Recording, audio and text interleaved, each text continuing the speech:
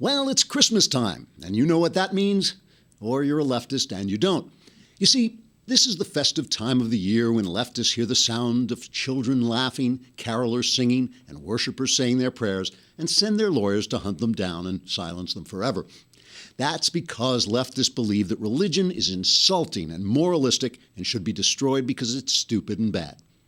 Leftists believe that it's exclusive to belong to an inclusive religion like Christianity because it excludes exclusive religions like Islam, and thus the inclusive religion is exclusive for excluding the exclusive, which is inclusive because it murders everyone. Leftists don't believe in Santa Claus because that's childish. Instead, they believe in an all-powerful and beneficent figure who can be everywhere at once giving free gifts to those who deserve them, and they're really sorry his presidency is coming to an end. Leftists believe that conservative religious people should be forced to fund abortions and participate in gay weddings because when the Founding Fathers wrote in the First Amendment that Congress shall make no law respecting an establishment of religion or prohibiting the free exercise thereof, they were really trying to say that Congress should make those laws, but they got it all confused because they were speaking in Old English and all the S's looked like F's, plus they had nothing to write with but feathers, so the words got smeared. But the point the founders were trying to make was that a man should be able to have sex with another man and then kill the baby if the second man becomes pregnant because he identifies as a woman. And isn't that what Christmas is really all about? Leftists believe that when you construct a tableau in a public place that shows a baby in a manger surrounded by wise men, shepherds, and farm animals, it's ridiculous to think that the baby is the son of the ever-living God. Of course, the tableau must be taken down because it violates the separation of church and state because the baby is obviously the son of the ever-living God. Leftists believe that you shouldn't judge people because Jesus said so, but they don't believe in Jesus, but you still shouldn't judge people because it makes them feel bad about the things they've done because they haven't been forgiven for them because they don't believe in Jesus, who said you shouldn't judge them, but they don't believe in him. Okay, it doesn't make any sense, but you're a hateful conservative, so shut up. Leftists believe that we should abandon our irrational faith in the supernatural because now we have science, which teaches us that evil black oil from ground poisoned Mother Gaia, the earth, bringing terrible fire from sky, unless give great white father in Washington much wampum. But in keeping with the spirit of the season, leftists do believe that you should worship something greater than yourself. Them. Trigger warning, I'm Andrew Klavan, and this is The Andrew Klavan Show. I feel hunky-dunky, life is tickety-boo. Birds are winging, also singing hunky-dunky-doo. Ship-shaped, tipsy-topsy, the world is zippity-zing. It's a wonderful day, hurrah, hooray! It makes me want to sing. Oh, hurrah, hooray! Oh, hooray, hurrah! I love this Christmas song with the hat. You can't see this if you're not watching. You know, I've got the Christmas hat. I've got a beard. The snow is falling. What is this? A chicken? What? It's a partridge. A partridge to the right. What's to the left? It's a French hen. A French hen. Oh, okay. Sorry. Oh, I get it. It's in a French maid outfit. You guys are sick. Like, where did that idea come from? All right, it's mailbag day.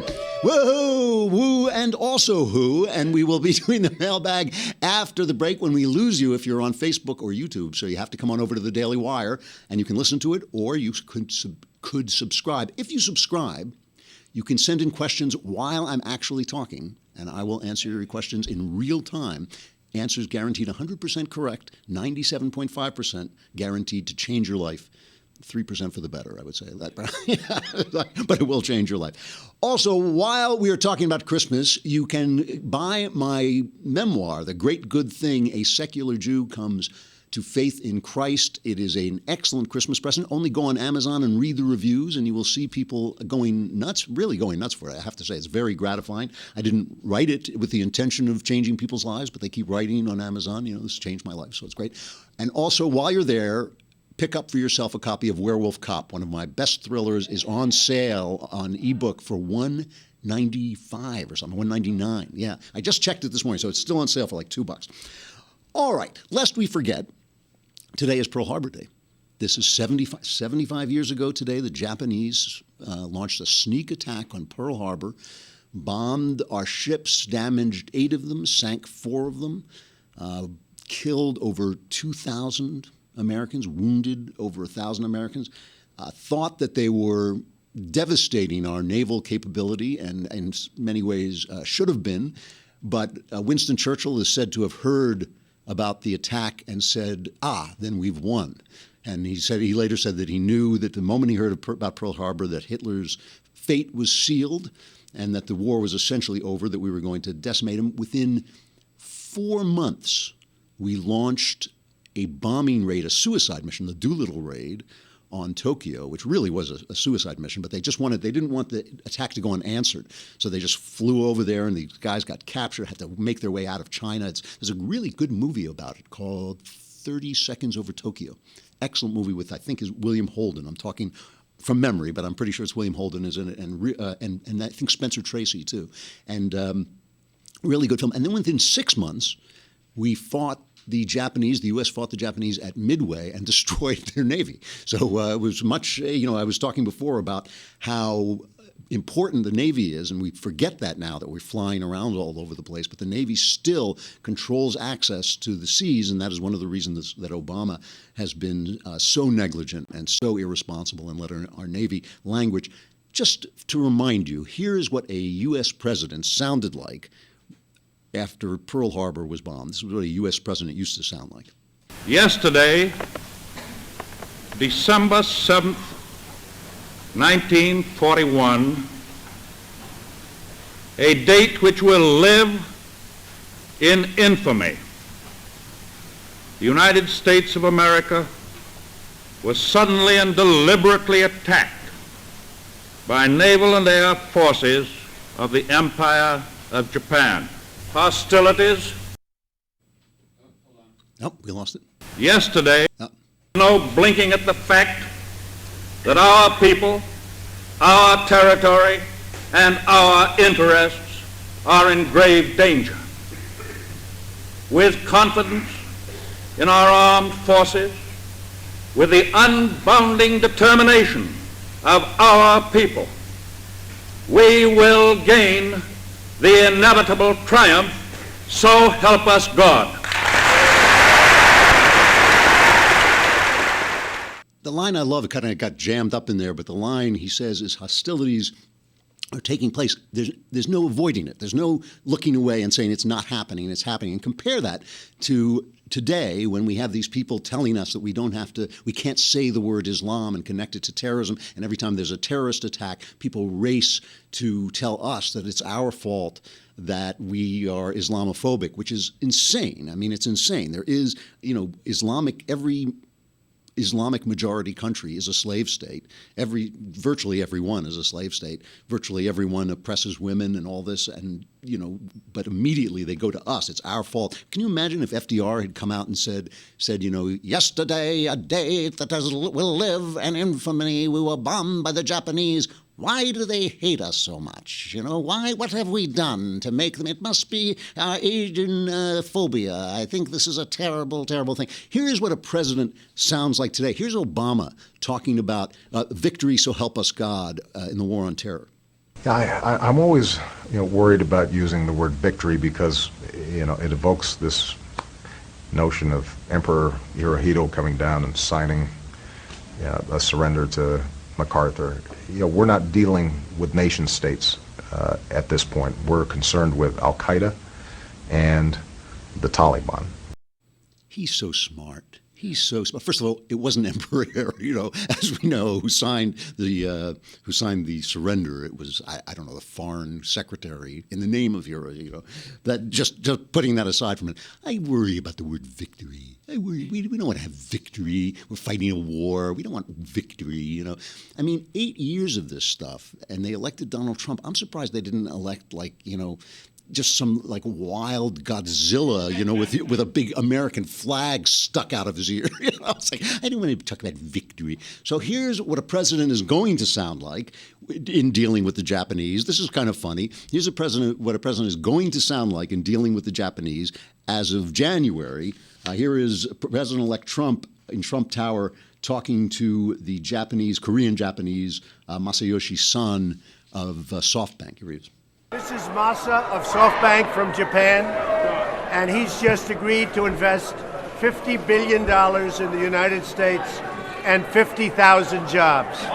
And he's one of the great men of industry, so I just want to thank you very much. Thank you. Thank you very much. This is one. And you, if you'd like to speak to him, you can. But one of the truly great men, thank you. Thank you. Thank you. Thank you so much. You may want to say hello. Yes, thank you. I'll see you soon, okay? I just came to celebrate his new job, right? And we were talking about it, and then I said I would like to celebrate his presidential job and commit, because he would do a lot of deregulation. I said this is great. United States, U.S. will become great again. I love that's will become great again. So what a difference 75 years make. I mean, and of course, I think we would all rather have this sort of victory with Japan than victory over Japan. I'm glad that victory over Japan is no longer required, and we can now have a victory together. If this comes off, if this is a real thing, I don't know about the 50,000 jobs, because he was talking about investing in startups, and startups usually have like 2 employees. I mean, you'd have to invest in a whole lot of startups before you get to 50,000 jobs. But if he is serious about that much money, $50 billion, he said, that's a lot of money to inject into our economy. Really amazing, and no trace of any of the Carrier problems, people who thought, it's a banana republic because he forced Carrier to keep the jobs here. By the way, I just want to bring up about Carrier that no one knows for a fact that he threatened them. There was this kind of idea going around that Trump threatened Carrier with withdrawing government contracts from their parent company, but nobody knows that. Really, what the Carrier people said is exactly what this guy said, was that he knows that all these regulations, and this is not covered in the news. Obama is spewing out regulations. He is breaking records for regulations, and every single one of those regulations costs some company money, which means it costs you money when you go to buy their product. So what Trump is saying is that's going to stop. All those regulations are going away.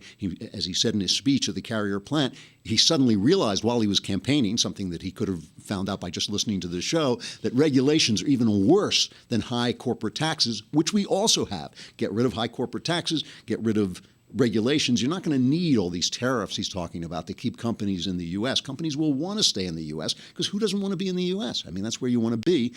That's where your workers want to be. So why not be here if you can do it more cheaply and not have to pay the Obama tax on everything? Obama has been running a war on business. So now, these things are kind of related, because after World War II, when I would say these things, I mean Pearl Harbor and this new business attitude is related.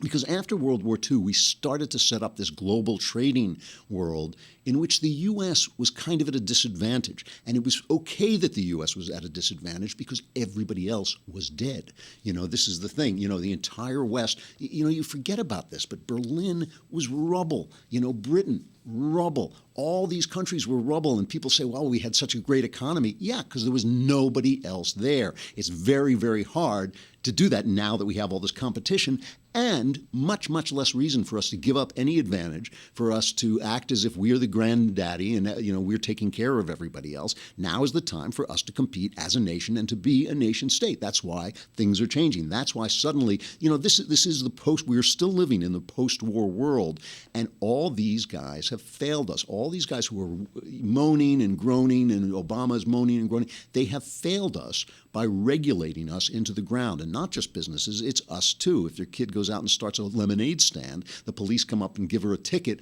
because she doesn't have a license. That's the stuff where people have to be tarred and feathered, thrown into the river, and pelted with rotten vegetables as they float out to sea. And that's what the election of Donald Trump is, and so is Brexit, and so is all this stuff that is sweet. It's not, heaven help us, heaven forfend, it is not fascism. It's simply the people taking back the world from these bureaucrats. That's all that's happening. And let's hope it doesn't go any further than that, because the people, when roused, can do some pretty ugly stuff.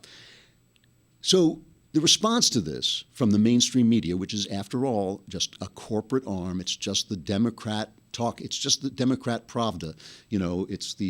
These are massive corporations, and massive corporations love regulations. Massive corporations love regulations because they can pay for them and you can't. So if you invent a better product in your garage or in your kitchen, you can't compete with the hostess company or whatever corporation is already there because you can't pay for the regulation. So the plot to stop this rising populism begins, and we're going to talk about that in a second. But first, we have to say goodbye to Facebook and to YouTube. Come on over to the Daily Wire if you want to be in the mailbag and you subscribe for a lousy $8 a month. Come on, you cheap people! Come on, yeah, lousy $8 a month. You can subscribe. You can ask questions while I am talking on the mailbag. Come on over.